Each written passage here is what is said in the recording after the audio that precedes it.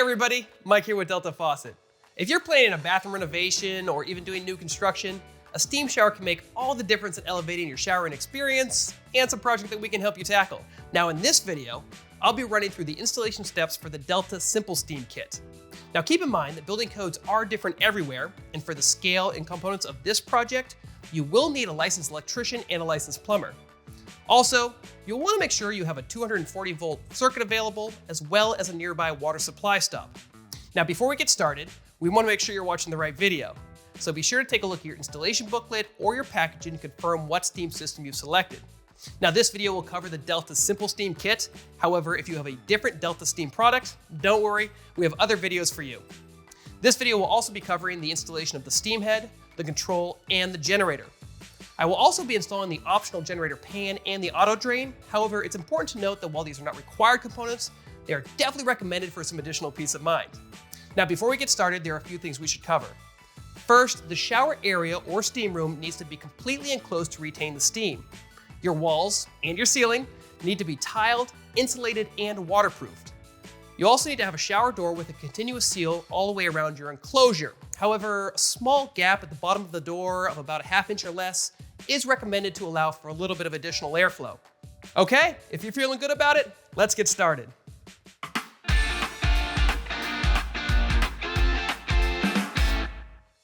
So the first steps in our installation happen during the rough framing phase, which you can see that we're in here. What we want to do is think through how you're going to utilize your steam shower once everything's completed. In my enclosure, you'll notice that I have my main showering components on the sidewall here, and I'm going to be installing a seat on the opposite wall, which is where I'll probably be sitting when I operate the steam shower. So the first thing we think about is where we want to locate our steam head. Now, generally speaking, I want the steam head as far away from me when I'm in that seated position because steam is hot, so I'm going to locate it on that far wall. Also, I want to make sure that that steam head isn't going to be located directly below any of my other showering components because steam rises and could cause those components to become hot to the touch. Finally, I also make sure that steam head is about 12 to 18 inches off of my finished floor, and also think through any of these steam head trims you're going to be selecting, making sure that when we get to that installation part, it's not going to be too close to the corner or anything else that could cause an issue when you install that trim. All right, once we have that steam head located, we can move on to locating our control panel. Now there's a few things to remember here. First and foremost, we want to make sure that the control panel is inside of our enclosure. Secondly, we also want to make sure that the control panel is far enough away from our steam head and our other showering components to ensure an accurate temperature reading. And finally, again, thinking through how you're going to utilize the steam shower, want to make sure that it's in a spot that's going to be accessible to you when you're actually using the steam shower. So again, for my instance here, I'm going to be on the sidewall, sitting down, so I want to make sure it's within arm's reach. Now I'm going to install it on my back wall just above this horizontal shelf I have here. Now generally, we like to see the steam control mounted about 48 inches off of the finished floor. However, use your best judgment for your application at home. I like to double check the location of my control panel and also my steam head one last time to make sure it's not going to interfere with any of the finished decisions I'm making for my enclosure, such as tile or something similar. Once you're happy with these locations, we can move on to selecting the location of our generator.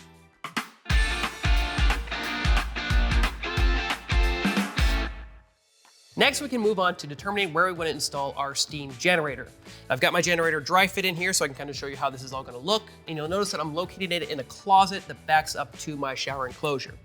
Now the location of the generator can be a variety of places, including a closet or even an insulated attic or basement or even inside of a vanity. Now there's a few constraints we want to keep in mind when selecting this location. First and foremost, we want to make sure that the generator is accessible. And I definitely recommend consulting your instruction booklet to make sure that we're meeting any of the minimum clearance requirements for the generator that you've selected.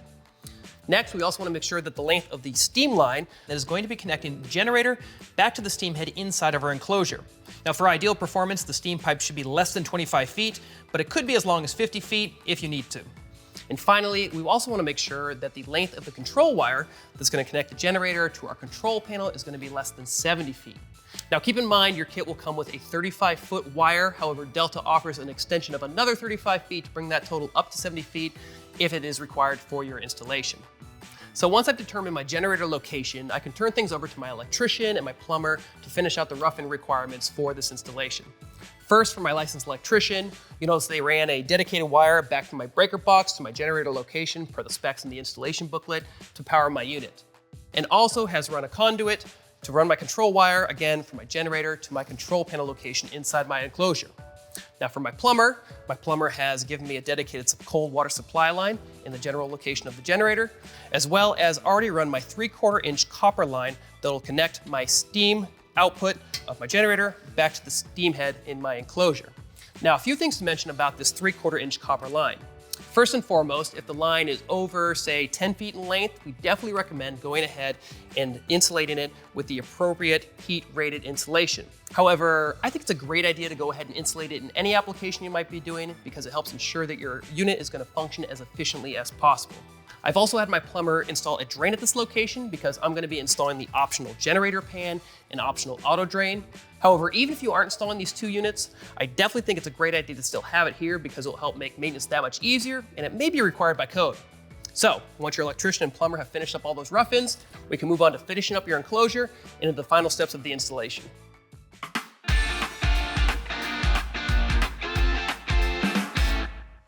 All right, so we finished up our walls and our floor, so now we're ready to move on to installing our steam generator. Now, before we do that, there's a few things I do want to point out. First is you'll notice my electrician has provided us with a disconnect at my install location, as well as some additional conduit and wire to make my final electrical connection. Also, they helped me pull my control cable that again goes back inside of my shower enclosure to the control panel and will connect into my steam generator down here. Also, my plumber has gone ahead and helped me with a stop valve on the end of my water supply and has finished installing my drain into the floor. So once everything looks good, we're going to go ahead and move forward by dry fitting our unit in our installation space to verify that everything looks great. So again, for this install, I'm going to be installing the optional generator drain pan. So I'm going to start with that. Placing it in my corner here, making sure that it's centered over the drain. Next, I'm going to place my generator on top of the drain pan.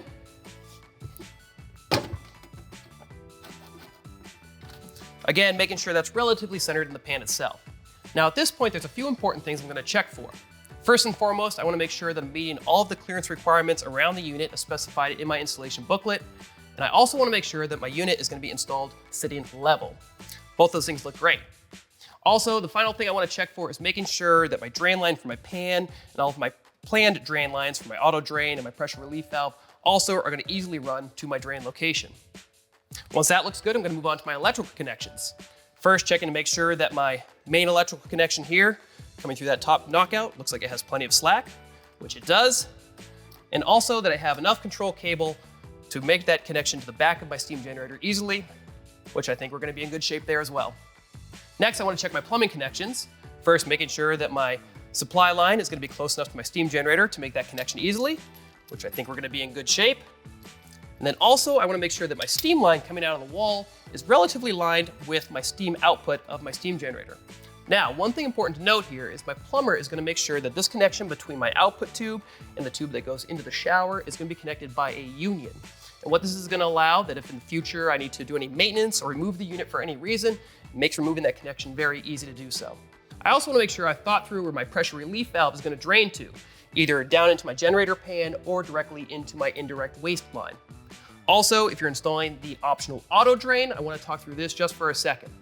The first is on the bottom of the drain. You'll notice there's a black arrow with the word flow underneath it. I want to make sure that black arrow is pointing away from the steam generator. Next, this is going to install at the bottom point of my steam generator here. And when I do this, I want to make sure that when I connect the line that's going to drain the water out of the generator, it's going to be pitched slightly away from the generator. Because the way this works is based on gravity, and I want to make sure all that water is flowing away from the generator and into our drain. Finally, on the back side of the auto drain, you'll see that there is this little lever that needs to be in the open position for the duration of the install. Once our plumber's made all of the final connections, we can come back and make sure that this lever has been moved to the closed position. All right, with all those things in mind, I'm going to have my plumber and my electrician come in to make those final connections, and then we'll come back here and talk through how everything looks.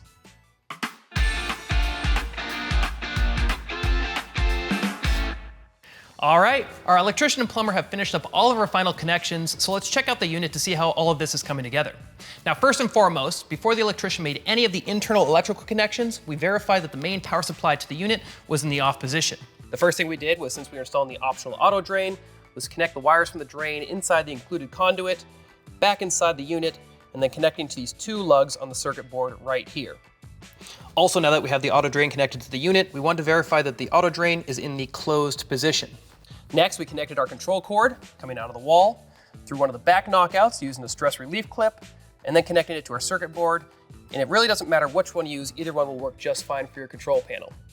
Once we had those two connections made, we came back, connected our main power line coming through the top knockout, connecting it to the power lines coming from our steam generator.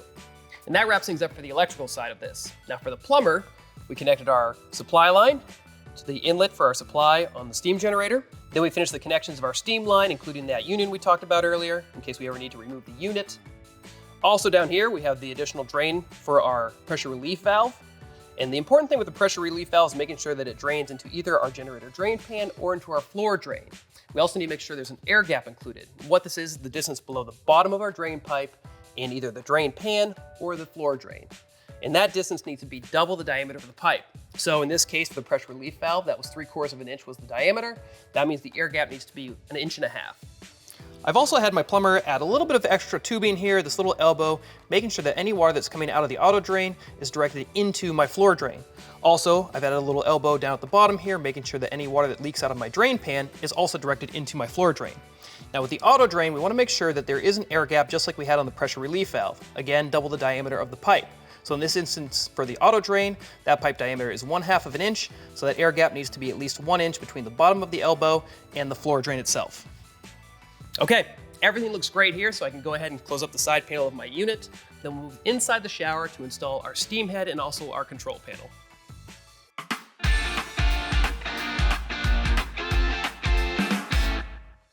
Here we are inside of our shower enclosure at the location that we'll be installing our steam head. Now the first step in the installation process is to dry fit our steam head onto the end of our steam pipe. But before we do that, I want to talk about the pipe just for a second. First, we want to confirm that our steam pipe is either copper or brass. Next, I want to make sure my tile installer has kept the clearance between the hole and the pipe as tight as possible. I just need to confirm that there's no gaps between the tile and the pipe itself of greater than, say, 1/2 inch. Also, I want to make sure that the threaded end of my steam pipe is sticking out from the finished wall of my enclosure by somewhere between 1/4 to 1/2 inches. Once everything looks great, we can go ahead and move on to installing our steam head onto our steam pipe. Now the steam head itself comes in 2 pieces. There's a base plate and then the steam head that's got the threads on the inside. The base plate's going to sit tight against the wall, and then the steam head's going to thread onto the pipe, holding everything in place. Now one other note here is when I dry fit the steam head, I'm going to be applying some pipe sealant or pipe tape to the threads of the pipe. Even though right now isn't the final install, it's still good to mimic the exact conditions we're going to see when we install this for the final time. So when you're ready, let's go ahead and apply some pipe tape to the threads on our pipe and dry fit our steam head. Taking my pipe tape, wrapping it around the threads. I'm doing so in a clockwise motion because that's the same direction that the steam head is going to tighten out of the pipe.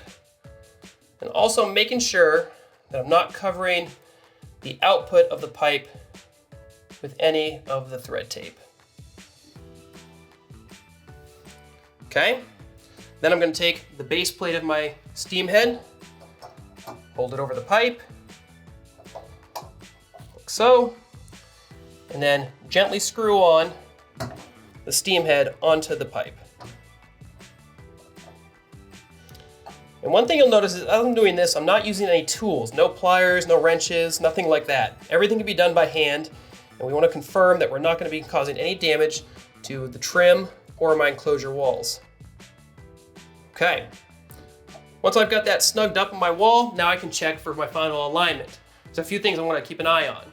First, I want to make sure that the essential oil reserve is pointing straight up.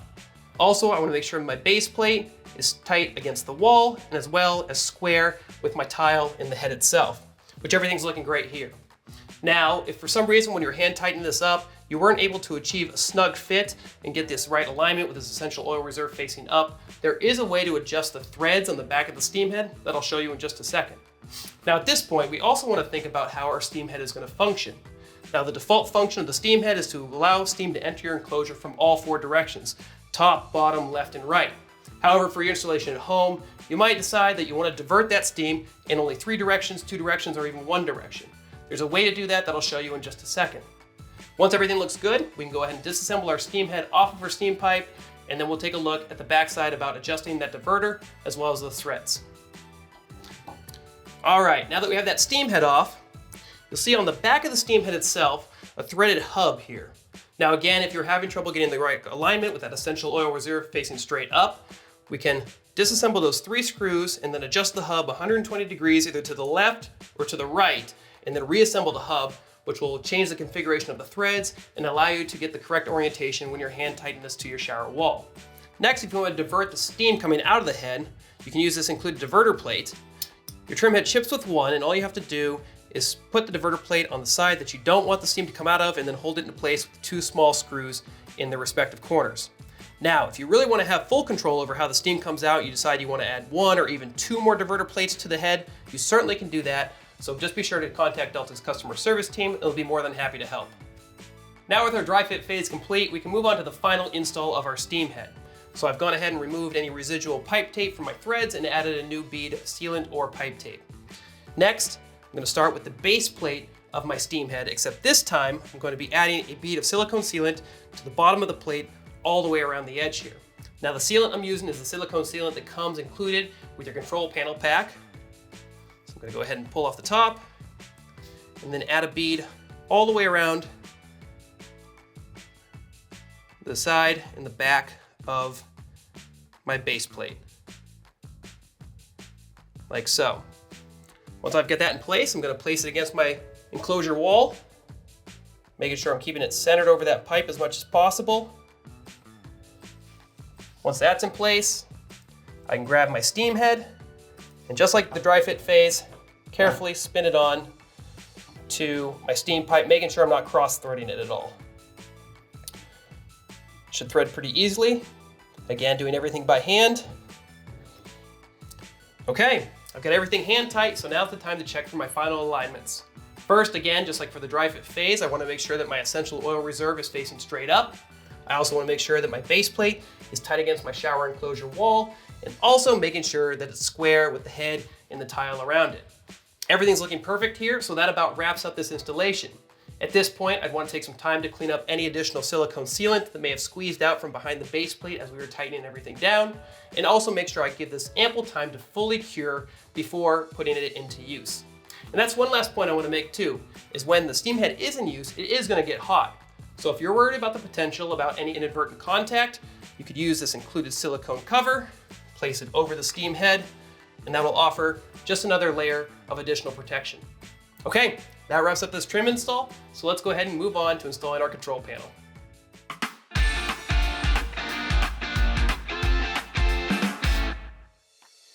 Here we are at the location that we're going to be installing our control panel as we determined during the rough framing phase. Now the first thing I did was to drill a 1.5 inch hole in my tile here and make sure I run my control cable that's connected to my steam generator back through that conduit and out through the hole. Then I'm going to take my coupler, doesn't matter which side, but connecting the control cable into one side until it clicks. And then taking the cable on the back of my control panel and clicking that into the other side of the coupler. Again, listening for the click. I have ensured a nice tight connection here. Now, before I connect this to my shower enclosure wall for the final time, I think it's a great idea to go ahead and test functionality to ensure everything's working correctly. So at this point, I'm going to take a pause, go out, reestablish power to my steam generator, as well as turn on the water supply, give it a couple minutes to boot up fully, and then come back in here to test my control panel to make sure it's working correctly. Okay, I've given my steam generator a couple minutes to boot up, so now we can test the functionality of my control panel. To do this, I'm going to hit the power button. What I'm looking for here is making sure I'm getting a temperature reading, as well as that little indicator that means it's calling for steam. I also like to test my up and down controls to make sure I'm getting a temperature adjustment as well, and everything looks like it's functioning perfectly. So now I can move on to installing this tight against my enclosure wall. I'm going to go ahead and shut off my control panel for now, flip it over to the back, and then peel off this adhesive backing.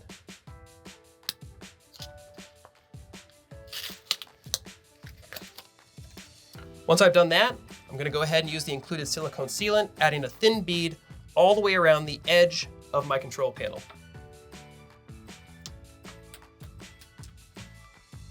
Okay, what that silicone sealant is going to do is ensure a nice watertight seal between my enclosure wall and the control panel itself. With everything ready to go, I'm going to start feeding my wires gently back through my hole here into my wall, then also making sure my control panel fits into that hole as well. And then I like to get right in front of it to ensure I'm getting it perfectly lined up before I press it against my enclosure wall for the final time. Okay, I've pushed that fully against the wall, so one of the last steps of this install is to go ahead and clean up any of the additional silicone sealant that may have squeezed out from behind the control panel when we were pushing it against the wall, and also provide plenty of time to that silicone to fully cure before using your shower or your steam shower. Once you've done that, that about wraps up the install for the control panel. All right, we've made all our connections, so now we can reestablish power to our steam generator, turn on our water supply, and then double check to make sure it looks like everything's working correctly. Now, if you need any help with the operation of your Delta SimpleSteam control, be sure to check out the separate video we have for that.